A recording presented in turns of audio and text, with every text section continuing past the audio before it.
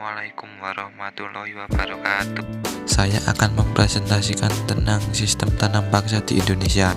Pengertian sistem tanam paksa di Indonesia. Secara teori, tanam paksa atau kultur stem cell adalah kebijakan yang diterapkan oleh pemerintah kolonial Belanda, di mana rakyat Indonesia harus menyerahkan seperlima hasil tanaman ekspor mereka sejak tahun 1830. Tokoh yang berperan besar dalam sistem tanam paksa adalah Van den Bosch. Van den Bosch adalah orang berkebangsaan Belanda yang menjabat Gubernur Jenderal Hindia Belanda yang ke-34 pada tahun 1830 sampai 1834. Latar belakang tanam paksa.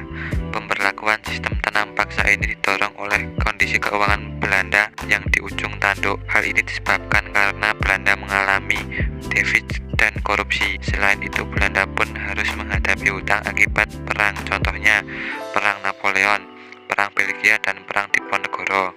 Dari Perang Diponegoro, Belanda diperkirakan harus mengeluarkan dana sebesar 25 juta gulden. Riwayat tanam paksa. Dalam sistem ini, penduduk desa diminta untuk menanam hasil perkebunan seperti teh, kopi, tebu, dan lain-lain.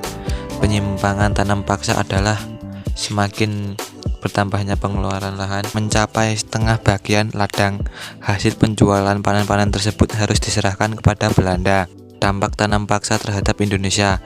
Diterapkannya sistem tanam paksa secara paksa tentu memberikan dampak bagi bangsa Indonesia.